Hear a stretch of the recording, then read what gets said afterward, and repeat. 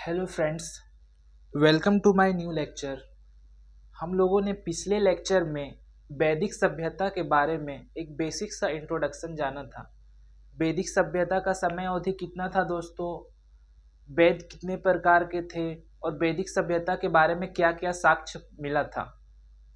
तो आज के इस लेक्चर में हम लोग पूर्व वैदिक काल के बारे में जानने का प्रयास करेंगे। पूर्व वैदिक काल का समय लगभग 1500 से लेके 1000 बीसी तक माना जाता है। तो आज के इस लेक्चर में हम लोग पूर्व वैदिक काल के समाज के बारे में जानेंगे। किसी भी सभ्यता को समझने के लिए सबसे पहले उसके समाज को समझना जरूरी है दोस्तों। तो पूर्व वैदिक काल का जो समाज है वो 4 भागों में बटा हुआ था। पहला भाग देखिए दोस्तों क्या है, राजनीतिक जीवन, सामाजिक जीवन, आर्थिक जीवन और धार्मिक जीवन। अगर इस प्रकार से हम ये पूर्व वैदिक काल के समाज को इस 4 भाग में बांट के अगर पढ़ते हैं तो समझने में काफ़ी आसानी होगी दोस्तों। तो आइए आज के इस लेक्चर को हम लोग आगे करते हैं, जो कि ये लेक्चर ये पार्ट 2 है। हमने पार्ट 1 में वैदिक सभ्यता का एक इंट्रोडक्शन को जाना था दोस्तों। तो सबसे पहला बात करते हैं समाज के बारे में। तो राजनीतिक जीवन कैसा था समाज का, आइए इसके बारे में हम लोग जानते हैं। जो समाज था दोस्तों उस समय कबीलाई जीवन था। क्या था? कबीलाई जीवन के आधार पर था, मतलब लोग कबीला बनाकर उस समय रहते थे। और कबीला को हम लोग जन भी बोलते हैं दोस्तों। राजन यानी राजा, उस समय राजा को क्या बोला जाता था? राजन बोला जाता था। उनके जो अधिकार थे वो काफी सीमित थे दोस्तों। राजा का मतलब चंद्रगुप्त मौर्य जैसा राजा नहीं था। राजा के अधिकार काफी सीमित थे, काफी छोटा राजा होता था। राजा की सहायता के लिए समिति, सभा, विदत और गण रहते थे। तो वहां पे दोस्तों उस समय राजा को जो सहायता करते थे उसके लिए 4 लोग जो प्रमुख थे, उसमें से समिति है, सभा है, विदत है और गण है दोस्तों। तो समिति क्या होती है आइए हम लोग जानते हैं। समिति दोस्तों आम लोगों की सभा होती है जिसमें महिला और पुरुष दोनों शामिल रहते थे दोस्तों। ये सब राजा को सहायता करते थे। दूसरा नंबर में सभा है। सभा क्या होती है दोस्तों? एक कुलीन लोगों की एक सभा होती है। कुलीन लोगों की सभा का मतलब दोस्तों इसमें शिक्षित लोग रहते थे, अमीर लोग रहते थे, इनमें संख्या लोगों की कम होती थी। विदत का मतलब क्या होता है दोस्तों? ये सबसे पुरानी संस्था है। क्या? सबसे पुरानी संस्था जो राजा के लिए काम करती है। इसमें इसका काम क्या होता था दोस्तों? जैसे कितना मतलब उपज हुआ, जैसे कृषि का ये सब। और अगर एक एक कबीला दूसरे कबीला से अगर युद्ध करता है तो लूटपाट में कितना सामान आया है, और बाकी सामान सबका बंटवारा दोस्तों, जैसे कि कितना सामान कौन जीता है इस प्रकार कबीला से, ये सब इसका काम होता था। तो ये सबसे पुरानी जो थी संस्था थी राजा के लिए। गण का मतलब क्या होता है दोस्तों? ये भी कुलीन लोगों की सभा थी। इनमें भी शिक्षित लोग सब शामिल होते थे। अधिकारी जो उस समय जो अधिकारी होते थे दोस्तों उसे रत्नीन कहा जाता था। क्या कहा जाता था? रत्नीन कहा जाता था दोस्तों।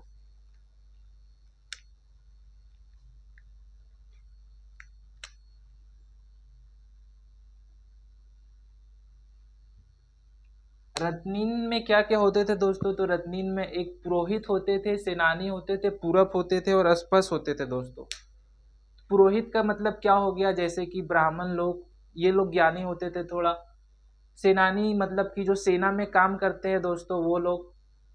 पूरब का मतलब क्या होता है? जो किले की रक्षा करते थे, मतलब जो समाज की रक्षा करते थे। अभी के समय में हम लोग पूरब का मतलब जैसे पुलिस वगैरह को समझ सकते हैं।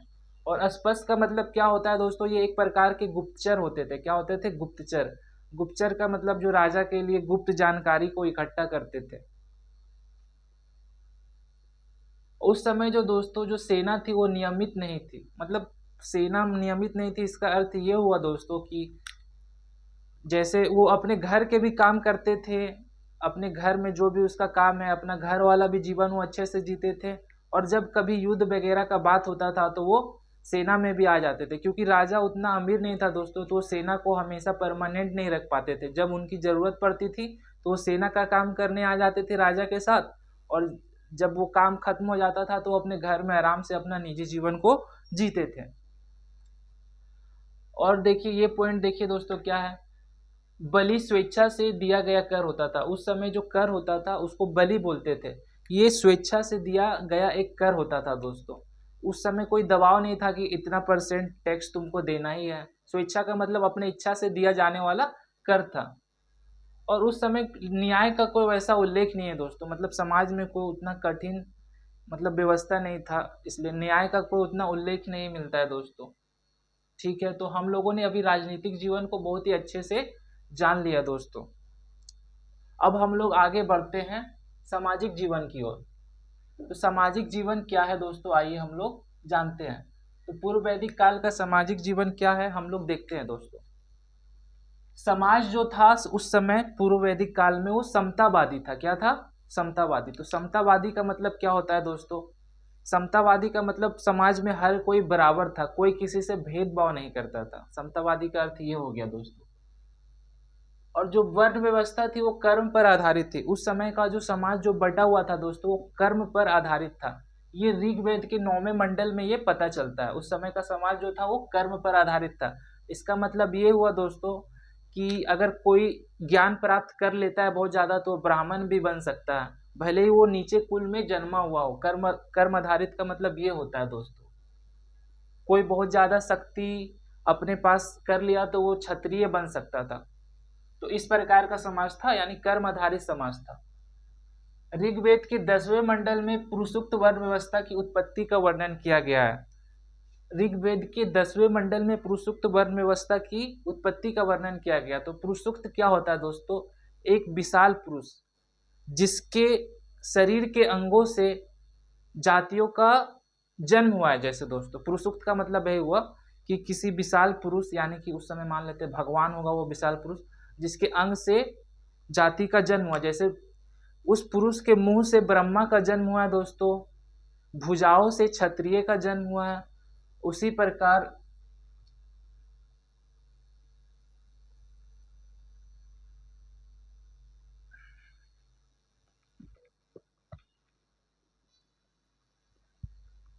तो दोस्तों जो जांग से जो है वो व्यापारी का जन्म हुआ है, जो जैसे कि बनिया लोग होते हैं जो सामान वगैरह बेचने का काम करते हैं। और पैर से क्षुद्र का जन्म हुआ है। क्षुद्र का मतलब जो सबसे छोटा होता है दोस्तों। और अगर आगे देखें तो दास प्रथा का उस समय प्रचलन था, पर वो उतना उस समय कड़ा नहीं था। दास प्रथा तो थी पर वो उतनी मतलब कड़ा नहीं था दोस्तों। परिवार का बात किया जाए तो परिवार को कुल भी कहते हैं। उस समय वो सबसे छोटी इकाई होती थी समाज की। फिर आगे देखते हैं पितृसत्तात्मक संयुक्त परिवार भी उस समय देखा गया था। पितृसत्तात्मक का मतलब होता है दोस्तों कि पितृसत्तात्मक का मतलब आप ऐसे समझ लीजिए कि परिवार में जो है पिता है वो मुखिया होगा। क्या होगा? परिवार में जो पिता है वो मुखिया होगा। इसे हम लोग पितृसत्तात्मक बोलते हैं। और संयुक्त परिवार देखने के लिए मिलता है दोस्तों। सारे परिवार लोग आपस में मिलकर एक ही छत के नीचे रहते थे। स्त्री के बारे में बात किया जाए दोस्तों, कैसी स्थिति थी? तो स्त्री क्या थी? मतलब स्त्री का उपनयन संस्कार एवं शिक्षा का अधिकार था। तो उस समय स्त्री को पढ़ाई के लिए भी रोका नहीं जाता था। उपनयन संस्कार का मतलब क्या होता है दोस्तों? शिक्षा प्राप्त करने से पहले जो कुछ विधि विधान किया जाता है उसे हम लोग उपनयन संस्कार कहते हैं। और स्त्री लोग को शिक्षा का भी अधिकार था उस समय। पुनर्विवाह नियोग प्रथा, पुनर्विवाह नियोग प्रथा, बाल विवाह, दहेज प्रथा नहीं थी। उस समय पुनर्विवाह और नियोग प्रथा तो थी दोस्तों, पर बाल विवाह और जाके दहेज प्रथा नहीं थी। पुनर्विवाह का मतलब अगर किसी महिला का हस्बैंड अगर मर जाता है तो उसे दूसरी शादी करने की अनुमति थी। नियोग प्रथा का मतलब क्या होता है? इसमें एक ऐसा कंडीशन होता है, जैसे मान लीजिए किसी भी महिला की अगर हस्बैंड मर गया हो तो वो महिला अपने वंश को आगे बढ़ाने के लिए वो अपने बच्चे को जन्म दे सकती थी किसी गैर पुरुष के साथ, पर वो विवाह नहीं होता है दोस्तों। नियोग प्रथा में अपने बच्चे को जन्म दे सकती है किसी गैर पुरुष के साथ, पर यह विवाह नहीं होता है। और बाल विवाह और दहेज प्रथा उस समय नहीं थी। कुछ बहुत ही मतलब विद्वानी महिला लोग के भी बारे में पता चलता है उस समय, जैसे कि गार्गी, मैत्री, कात्यायनी जो थी दोस्तों, ये बहुत ही विदुषी महिलाई थी। विदुषी का मतलब क्या होता है? बहुत ही ज्ञानी महिलाई थी, जो जिसका ऋग्वेद में भी जिक्र किया गया है दोस्तों। उस समय का समाज दोस्तों शाकाहारी एवं मांसाहारी दोनों था। मीट मछली एवं साग सब्जी दोनों खाते थे उस समय के समाज के लोग। मनोरंजन के लिए क्या करते थे उस समय के समाज के लोग दोस्तों? तो संगीत, नृत्य, रथ दौड़ और जुआ जैसे काम को मनोरंजन के लिए करते थे। अब आइए पूर्व वैदिक काल के हम लोग आर्थिक जीवन को देखते हैं दोस्तों। आर्थिक जीवन कैसा था, यानी कि आर्थिक का मतलब जैसे धन से संबंधित जीवन, मतलब समय का समाज कैसे चलता था, आर्थिक क्या मतलब जरूरत होता था उस समय के समाज के लोगों को, धन कैसे प्राप्त करते थे। तो अर्थव्यवस्था का मुख्य आधार पशुपालन था। क्या था दोस्तों? उस समय के लोग पशुपालन पर ज्यादा ध्यान देते थे। जमीन को उस समय उतना वैल्यू नहीं था, पर गाय जो है पशुपालन में बहुत ही मुख्य पशु था दोस्तों। उस समय का समाज पशुपालन पर आधारित था और गाय का सर्वाधिक महत्व है दोस्तों, क्योंकि ऋग्वेद में 176 बार गाय का प्रयोग हुआ है। इससे आप समझ सकते हैं दोस्तों कि गाय उस समय कितना महत्वपूर्ण था। और गाय को क्या कहा गया? अघन्या कहा गया। अघन्या का अर्थ होता है दोस्तों कि गाय को मारना नहीं है। अघन्या का मतलब होता है दोस्तों ऐसा पशु जिसे मारा ना जाए, मतलब गाय को बहुत ही ऊंचा दर्जा दिया गया था दोस्तों। घोड़े का प्रयोग रथ में उस समय करते थे दोस्तों। कृषि का महत्व बहुत ही कम है। कृषि का महत्व उस समय बहुत ही कम है। मात्र 24 मंत्र ही है जो ऋग्वेद में कृषि से रिलेटेड मिले हैं दोस्तों।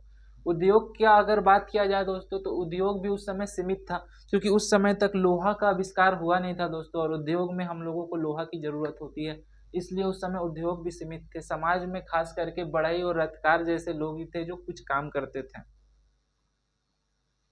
व्यापार विनिमय द्वारा होता था। उस समय जो व्यापार होता था दोस्तों, मुद्रा का चूंकि आविष्कार नहीं हुआ था, तो वो विनिमय के जरिए व्यापार होता था दोस्तों। विनिमय का मतलब क्या होता है?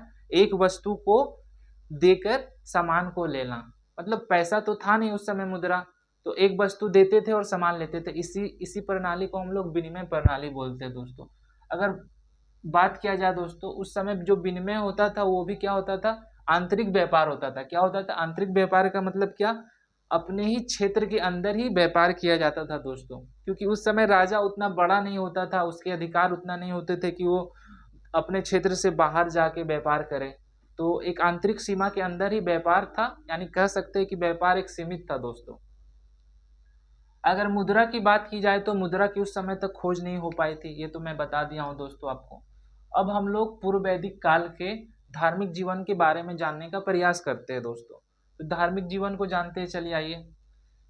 प्रकृति पूजक एवं बहुदेववादी था समाज। उस समय का धार्मिक जीवन कैसा था दोस्तों? प्रकृतिक पूजन एवं बहुदेववादी था। मतलब उस समय के लोग जो प्रकृति की पूजा करते थे, और देवी देवता जो था वो बहुदेववादी था, यानी कि बहुत सारे देवी देवता थे। अब देवताओं को भी दोस्तों 3 श्रेणियों में बांट दिया गया। देवताओं को भी 3 श्रेणियों में बांट दिया गया। तो कौन कौन से श्रेणी है दोस्तों? एक अंतरिक्ष के श्रेणी, एक पृथ्वी की श्रेणी, एक आकाश के श्रेणी। तो जितने भी देवता है उसे 3 श्रेणियों में बांट दिया गया। उनमें से जो कुछ प्रमुख देवता है दोस्तों, ये सब है वो। जैसे कि अंतरिक्ष से रिलेटेड कौन कौन सा देवता हो गया? जैसे इंद्र, मारुत, रुद्र और वायु। इसमें सबसे प्रमुख है दोस्तों इंद्र। अग्नि। पृथ्वी से रिलेटेड कौन कौन सा देवता हो गया? अग्नि, पृथ्वी, सोम, बृहस्पति। आकाश से रिलेटेड कौन कौन सा देवता हो गया दोस्तों? सूर्य, वरुण, उषा, सविता, विष्णु। ये सब आकाश से रिलेटेड देवता है दोस्तों। आइए अब इस देवता के बारे में कुछ डिटेल में हम लोग जानने का प्रयास करते हैं। जैसे इंद्र के बारे में अगर बात किया जाए तो ये सबसे प्रमुख देवता है उस समय। ऋग्वेद में इसका लगभग 250 बार यानी 250 बार जिक्र किया गया है। और इंद्र को पुरंदर भी कहा जाता है दोस्तों। पुरंदर का मतलब होता है किले को तोड़ने वाला। ठीक है दोस्तों। और ये इंद्र जो है ये शक्तिशाली का देवता का प्रतीक माना जाता है। अब अग्नि के बारे में बात किया जाए तो इसे मध्यस्थ देवता कहते हैं। इसका मात्र 200 बार प्रयोग हुआ है ऋग्वेद में। मध्यस्थ देवता का मतलब क्या होता है दोस्तों? जो कि इंसान और भगवान के बीच में क्या बनाए? एक सीमा को बनाए जोड़ने के लिए, इसे हम लोग मध्यस्थ देवता कहते हैं। अब बात करते हैं वरुण की। तो वरुण को वर्षा का देवता कहा जाता है। क्या कहा जाता है दोस्तों? वर्षा का देवता। अब सविता का बात किया जाए दोस्तों, तो सविता, चमकता हुआ सूर्य को सविता कहा गया है। और जो ऋग्वेद में जो मंत्र लिखा गया है गायत्री मंत्र, वो सूर्य को ही समर्पित है दोस्तों। किसको समर्पित है? सूर्य को ही समर्पित है। अब मित्र का बात किया जाए तो उगता सूर्य को मित्र कहा गया। क्या कहा गया? उगता सूर्य को मित्र कहा गया। अश्विन का बात करें दोस्तों, तो चिकित्सक देवता को अश्विन कहा गया। क्या कहा गया? चिकित्सक देवता को अश्विन कहा गया। अब पूषण का बात करें तो पशुओं और औषधियों का जो देवता है उसे हम लोग पूषण कहते हैं। अगर सोम का बात किया जाए दोस्तों, तो सोम को हम लोग वनस्पति का देवता बोलते हैं, वनस्पति का देवता। वनस्पति का मतलब पेड़ पौधा जड़ी बूटी वो सब का देवता। तो इस प्रकार से दोस्तों हम लोगों ने पूर्व वैदिक काल, जिसका समय 1500 से लेकर 1000 बीसी तक होता है, उसके समाज को 4 भागों में बांट कर पढ़ा दोस्तों। आपको ये समझ में भी आया होगा। आइए एक बार इसका हम लोग क्विक रिवीजन कर लेते हैं दोस्तों। तो सबसे पहला बात आता है राजनीतिक जीवन कैसा था उस समय का। तो कबीलाई जीवन था, लोग कबीला बनाकर रहते थे दोस्तों। राजन के पास बहुत ही सीमित अधिकार होता था। राजा की सहायता के लिए कुछ संस्था भी रहते थे, जैसे कि समिति, सभा, विदत और गण। समिति क्या होते थे? आम लोगों की सभा होती थी, इसमें पुरुष और महिलाएं दोनों शामिल होती थी। सभा क्या होती थी दोस्तों? कुलीनों की संस्था होती थी, इसमें थोड़े से शिक्षित और अमीर लोग सब रहते थे। विदत क्या होता था दोस्तों? इसका काम उपज, लूट और बंटवारा ही सब करना होता था। ये सबसे ओल्डेस्ट थी। क्या थी? सबसे ओल्डेस्ट संस्था थी। गण क्या थी दोस्तों? ये कुलीनों की सभा थी। कुलीनों की सभा का मतलब इसमें थोड़े से शिक्षित लोग रहते थे। अधिकारी का बात किया जाए तो अधिकारी को उस समय रत्नीन कहा जाता था। इसमें जो मुख्य थे पुरोहित थे, सेनानी थे, पूरब थे, स्पर्श थे। पुरोहित मतलब ब्राह्मण, सेनानी का मतलब जो सेनापति लोग होते हैं दोस्तों।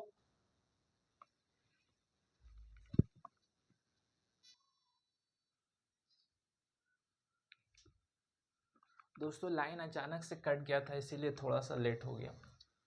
तो हम लोग कहाँ पे थे दोस्तों? अधिकारी के बारे में बात कर रहे थे। किसके बारे में? अधिकारी के बारे में। तो अधिकारी जो थी दोस्तों, उसको रत्नीन कहा जाता था। क्या कहा जाता था? रत्नीन कहा जाता था। उनमें से जो सबसे प्रमुख था पुरोहित था, सेनानी था, पूरब था और अस्पष्ट था दोस्तों। पुरोहित जो कि ब्राह्मण होते थे, सेनानी क्या थे? जो सेना में काम करते थे, पूरब का मतलब जो कि समाज की रक्षा करते थे, अस्पष्ट का मतलब वो राजा के गुप्तचर होते थे। और सेना जो थी दोस्तों वो नियमित थी, ये मतलब परमानेंट काम नहीं करती थी, क्योंकि राजा उतना अमीर नहीं होता था जो वो सेना को बैठा के खिला सके दोस्तों। इसलिए सेना का जब जरूरत होता था तो उसे बुलाया जाता था, फिर उसे वो अपने निजी जीवन जीने के लिए भेज दिया जाता था। बलि एक प्रकार का कर था दोस्तों, जो स्वेच्छा से दिया जाता था। लोग अपने मर्जी से देते थे, कोई दबाव नहीं था कि इतना ही परसेंट देना है। न्याय का उल्लेख उतना खास नहीं मिलता है दोस्तों इस समाज में। सामाजिक जीवन को देखें दोस्तों तो समाज कैसा था उस समय का? समाज समतावादी था। समतावादी का मतलब होता है कि सब लोग एक दूसरे से बराबर है, कोई किसी से भेदभाव नहीं करता है। वर्ण व्यवस्था जो थी, यानी कि समाज जो वर्ण व्यवस्था पर बटा हुआ था, यानी कि कर्म पर आधारित वर्ण व्यवस्था थी। मतलब जो समाज बटा हुआ था वो कर्म पर आधारित थी। ऋग्वेद के 9वें मंडल में इसके बारे में पता चलता है। 10वें मंडल में पुरुष सूक्त के बारे में कहा गया। पुरुष सूक्त वर्ण व्यवस्था की उत्पत्ति का जिक्र किया गया दोस्तों। इसका मतलब होता है ये कि विशाल पुरुष के शरीर के अंगों से ही ये सब जो है वर्ण का जन्म हुआ है। जैसे कि एक विशाल पुरुष, जैसे कि मान लेते विशाल पुरुष कोई भी हो, उसके मुख से ब्राह्मण का जन्म हुआ है, भुजाओं से क्षत्रिय का जन्म हुआ है, जंघा से वैश्य का जन्म हुआ है जो कि व्यापार के काम करते थे दोस्तों, और जाके रहा बात पैरों से तो शूद्र का जन्म हुआ जो सबसे उस समय नीचे होते थे, छोटे होते थे। पर याद रखिए जो वर्ण व्यवस्था थी वो जन्म पर आधारित थी। भले ही लोग कोई नीचे शूद्र में जन्म हुआ है, पर वो अपने कर्म से अगर चाहेगा तो वो ब्राह्मण बन सकता है ज्ञान प्राप्त करके, जो कि इस समाज की सबसे अच्छी बात थी दोस्तों। भले ही कोई क्षत्रिय है तो ब्राह्मण भी बन सकता था अगर वो ज्ञान को अर्जन कर लिया तो। इस चीज को आप ध्यान में रखिएगा दोस्तों। और दास प्रथा का उतना प्रचलन नहीं था दोस्तों उस समय। दास प्रथा उतना प्रचलन नहीं था उस समय।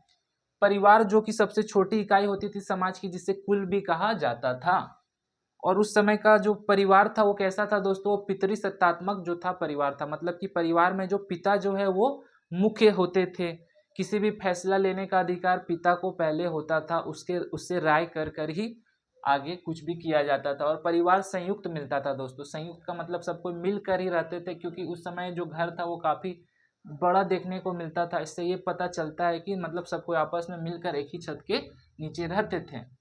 तो स्त्री के बारे में बात किया जाए तो स्त्री को कोई रोक टोक नहीं था, जैसे रूढ़िवादी धारणा जैसे कि उसको पढ़ने का अधिकार नहीं दिया जाएगा, वैसा कोई बात नहीं था दोस्तों। स्त्री शिक्षा प्राप्त कर सकती थी अच्छे से। ठीक है दोस्तों। तो शिक्षा प्राप्त करने से पहले उसे उपनयन संस्कार करना होता था, जो प्राचीन समय में किया जाता था, वैदिक सभ्यता के समय में शिक्षा प्राप्त करने से पहले। और पुनर्विवाह और नियोग प्रथा थी उस समय। पुनर्विवाह का जो दोस्तों प्रचलन था, मतलब किसी महिला का अगर पति मर गया तो दूसरी शादी कर सकती है। और नियोग प्रथा भी थी। नियोग प्रथा का मतलब क्या होता है दोस्तों? अगर किसी महिला का अगर पति मर जाता है तो अपने वंश को आगे बढ़ाने के लिए किसी गैर पुरुष के साथ अपने संतान को जन्म दे सकती है, पर यह विवाह नहीं है दोस्तों, नियोग प्रथा। ठीक है, बाल विवाह और दहेज प्रथा उस समय नहीं थी। कुछ बहुत ही कुछ बहुत ही ज्ञानी जो महिला थी, जिसे विदुषी महिलाएं भी कहते हैं, जैसे गर्गी, मैत्रेयी, कात्यायनी, ये सब का योगदान काफी वेद में मिला है दोस्तों, ऋग्वेद में। और उस समय का समाज शाकाहारी एवं मांसाहारी दोनों था। मनोरंजन के लिए लोग संगीत, नृत्य, रथ दौड़ और जुआ जैसे कार्यों को करते थे। तो आर्थिक जीवन को देखें दोस्तों, वहाँ का मतलब सोर्स ऑफ इनकम क्या था आर्थिक जीवन का? आर्थिक जीवन से कहने का तात्पर्य ये है दोस्तों, तो अर्थव्यवस्था का मुख्य आधार पशुपालन था। क्या था दोस्तों? पशुपालन था। इस चीज को दिमाग में रखिएगा, ये सब काफी इंपॉर्टेंट पॉइंट्स है, आप इसे नोट डाउन भी कर सकते हैं। तो पशुपालन पर आधारित जो थी वो अर्थव्यवस्था थी। गाय को सर्वाधिक महत्व दिया गया है दोस्तों पूर्व वैदिक काल में। इसमें 176 बार गाय का जिक्र किया गया और गाय को अघन्या कहा गया। अघन्या का मतलब वैसा पशु जिसे मारा न जाए। फिर आगे देखते हैं दोस्तों, घोड़े का प्रयोग रथ के लिए किया जाता था। घोड़ा उस समय उतना प्रचलित नहीं था गाय के जितना। कृषि का महत्व बहुत ही कम है दोस्तों, क्योंकि मात्र 24 मंत्रों में कृषि का उल्लेख मिला है। अगर उद्योग की बात की जाए तो उद्योग भी उस समय बहुत सीमित थी, क्योंकि उस समय लोह का प्रयोग यानी लोहा का आविष्कार ही नहीं हुआ दोस्तों। तो फिर आपका उद्योग कैसे बन पाएगा? उस समय बढ़ई और रथकार लोग समाज में रहते थे कार्य को करने के लिए, जैसे लकड़ी वगैरह का काम करते थे बढ़ई और रथकार लोग, रथ वगैरह बनाते थे। और उस समय का समाज जो चलता था वो विनिमय के आधार पर चलता था। व्यापार जो चलता था विनिमय के आधार पर, मतलब एक सामान दीजिए तो दूसरा सामान लीजिए। पर मुद्रा का उस समय आविष्कार ही नहीं हुआ था दोस्तों, खोज नहीं हुआ था, इसीलिए समाज कैसा था? व्यापार विनिमय के जरिए होता था समाज में। और आंतरिक व्यापार होता था। क्या दोस्तों? आंतरिक व्यापार मतलब अपने सीमा के अंदर ही व्यापार होता था दोस्तों। उस समय तांबा जो है दोस्तों, तांबा का आविष्कार हो गया था। धार्मिक जीवन के बारे में अगर बात करें दोस्तों, तो उस समय का समाज का धार्मिक जीवन के बारे में चलिए देखते हैं। तो प्राकृतिक पूजन एवं बहुदेवी वादी समाज था। मतलब लोग उस समय प्रकृति की पूजा करते थे, जो कि बहुत ही अच्छी बात है हमारी वैदिक संस्कृति की, वैदिक सभ्यता की। और बहुदेववादी समाज था। बहुदेववादी समाज का मतलब क्या होता है दोस्तों? बहुत सारे देवी देवता थे, सबको इज्जत किया जाता था, सबको पूजा किया जाता था। तो देवताओं को हम लोग 3 श्रेणियों में बांट दिए हैं दोस्तों। पहला अंतरिक्ष का श्रेणी आता है, दूसरा पृथ्वी का श्रेणी, तीसरा आकाश का श्रेणी। तो अंतरिक्ष का श्रेणी क्या होता है दोस्तों? इसमें इंद्र, मारुत, रुद्र और वायु जैसे देवता शामिल हैं। पृथ्वी का अगर बात करें दोस्तों, तो इसमें अग्नि, पृथ्वी, सोम और बृहस्पति जैसे देवता शामिल हैं। अगर आकाश का बात करें तो सूर्य, वरुण, उषा, सविता और विष्णु जैसे देवता शामिल हैं। अब इन सब देवता के बारे में थोड़ा जानने का प्रयास करते हैं। ऐसे 33 देवता थे दोस्तों, उस समय 33 प्रकार के देवता थी, जिसे 33 कोटि देवता कहते हैं। बहुत लोग ये समझते हैं कि 33 करोड़ देवता थी। नहीं दोस्तों, 33 करोड़ नहीं थी, 33 कोटि देवता थे, यानी 33 प्रकार की देवता थी। ठीक है। तो इंद्र के बारे में अगर बात करें दोस्तों, तो इंद्र सबसे प्रमुख देवता थे, क्योंकि ऋग्वेद में उसका उल्लेख 250 बार हुआ है। इससे आप अनुमान लगा सकते हैं कि उस समय इंद्र की कितनी ज्यादा इज्जत थी। इंद्र को पुरंदर भी कहा गया है दोस्तों। पुरंदर से तात्पर्य यह है किलों को तोड़ने वाला है, अर्थात ये बहुत ही शक्तिशाली देवता थे, एक प्रकार के शक्ति का ये प्रतीक था। अब रहा बात अग्नि का, बात अगर करें तो इसे मध्यस्थ देवता कहते हैं। ये इंसान और जाके देवता के बीच में एक कड़ी के रूप में काम करती थी, जोड़ने के लिए इंसान को भगवान से। इसका उल्लेख 200 बार हुआ है दोस्तों। कितना बार हुआ है? 200 बार। अब वरुण का अगर बात करें तो इसे वर्षा का देवता कहते हैं। क्या कहते हैं? वर्षा का देवता। अब आगे बात करते हैं सविता। तो सविता का क्या अर्थ होता है दोस्तों? चमकता सूर्य को सविता कहा गया है, जो कि गायत्री मंत्र में इसका उल्लेख है दोस्तों। गायत्री मंत्र भी हम लोग को सूर्य देवता को समर्पित है। मित्र का मतलब क्या होता है दोस्तों? उगते सूर्य को हम लोग मित्र कहते हैं। क्या कहते हैं? उगते सूर्य को मित्र कहते हैं। फिर आगे देखिए इधर, अश्विन का मतलब क्या होता है? चिकित्सक देवता, यानी चिकित्सा का देवता को अश्विन कहा गया है। पूषण का मतलब क्या होता है? पशुओं या औषधियों का देवता। सोम का मतलब क्या होता है? वनस्पति के देवता। ठीक है दोस्तों, तो हम लोगों ने पूर्व वैदिक काल के समाज को बहुत ही अच्छे से जानने का प्रयास किया है दोस्तों। आप लोग अगर चाहते हैं तो इसे आप लोग नोट डाउन कर सकते हैं। ये काफ़ी इम्पोर्टेंट टॉपिक है दोस्तों, अगर एग्जाम की दृष्टि से भी देखें तो। मुझे उम्मीद है दोस्तों कि आपको ये बहुत ही अच्छे से समझ में आ गया होगा, पूर्व वैदिक काल का समाज। इसी तरह दोस्तों किसी भी सभ्यता या संस्कृति को अगर हम लोगों को जानना है तो सबसे पहले उसके समाज को जानना पड़ता है दोस्तों। समाज को इस तरह से 2 भाग, 3 भाग, 4 भाग में बांटकर अच्छे से हम लोग जानते हैं। तो आप लोग इसे नोट डाउन कर लीजिएगा दोस्तों। अगर ये लेक्चर आपको पसंद आया होगा दोस्तों तो इसे लाइक और शेयर ज़रूर करिएगा। और अगर आपको पार्ट 3 चाहिए इसका, यानी कि जो उत्तर वैदिक काल है, क्या दोस्तों, उत्तर वैदिक काल, जो कि पार्ट 3 का लेक्चर होगा और इस वैदिक सभ्यता का अंतिम लेक्चर होगा। अगर ये लेक्चर आपको पसंद आए तो पार्ट 3 के लिए ज़रूर कमेंट करिएगा दोस्तों। तो आप लोग इसे नोट डाउन कर ले अच्छे से। तब तक के लिए जय हिंद, मिलते हैं नेक्स्ट लेक्चर में दोस्तों।